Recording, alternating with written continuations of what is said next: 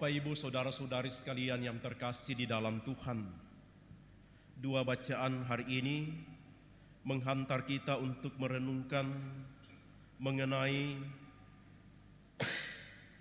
bijaksana di dalam berelasi, dalam bergaul, dan yang kedua belajar menghayati hukum cinta kasih dan hukum rahmat. Dari bacaan Injil kita mendengar bagaimana Yesus mengingatkan murid-muridnya melampaui hukum keadilan. Hukum yang dibuat oleh orang Israel zaman Musa adalah menjaga supaya orang berlaku adil. Maka kalau ada yang menghilangkan mata mesti dibalas setimpal, sejajar, mata ganti mata, gigi ganti gigi. Itu adil. Supaya orang tidak melakukan pembalasan dendam dengan brutal. Dasarnya adalah pengalaman jauh sebelum Musa muncul, bahwa ada pengalaman Lamek namanya. Ia membunuh orang lain hanya karena ia dilukai. Hanya karena orang itu melukai dia dan ia membunuhnya. Maka supaya adil, tidak boleh hanya luka dibalas dengan nyawa. Ini adalah langkah awal menuju kepada cinta kasih. Dari balas dendam yang brutal menjadi hukum yang lebih adil, yang sama.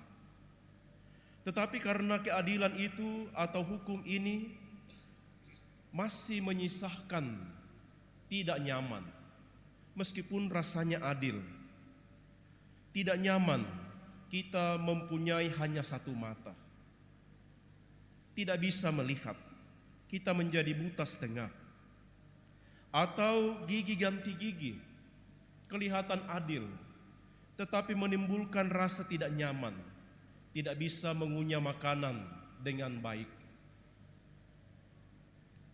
Karena itulah kepada murid-muridnya Yesus ingin melangkah lebih jauh dari hukum ini, yaitu hukum cinta kasih dan hukum rahmat.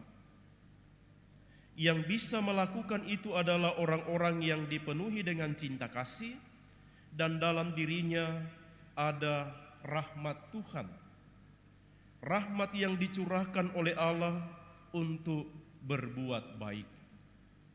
Karena itu Yesus katakan, tidak lagi menggunakan mata ganti mata, gigi ganti gigi, tetapi melangkah lebih jauh menjadi manusia yang penuh rahmat, manusia yang menghidupi cinta kasih.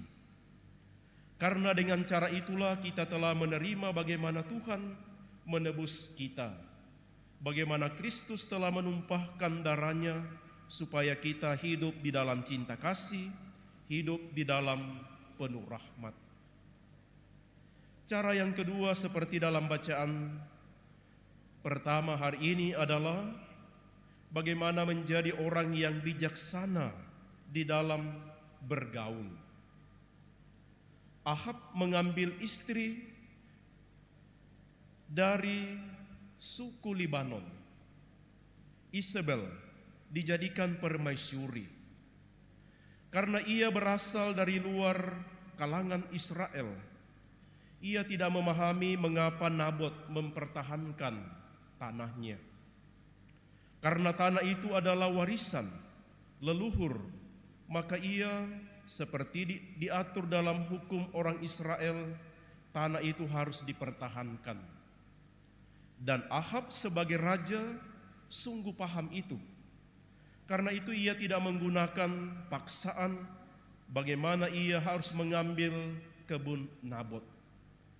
Tetapi Isabel yang tidak mengerti hukum itu, ia hanya mencari keuntungan, ia hanya ingin memperoleh apa yang ia inginkan, maka ia seperti didengarkan tadi dalam bacaan pertama, menggunakan cara yang tidak benar untuk menghabisi dan membunuh Nabot.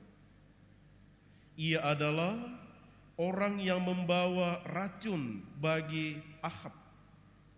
Ia adalah orang yang membawa kecelakaan dalam kehidupan raja. Maka kita belajar untuk menjadi orang yang bijaksana. Siapa yang boleh menjadi teman, siapa yang menjadi perkumpulan kita, siapa yang menjadi bagian dari komunitas yang ingin kita masuki.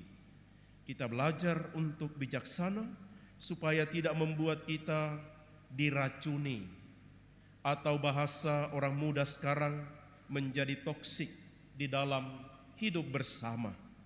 Kita belajar dari pengalaman sabda Tuhan hari ini supaya menjadi orang yang penuh cinta kasih, penuh rahmat dan bijaksana di dalam seluruh pergaulan kita.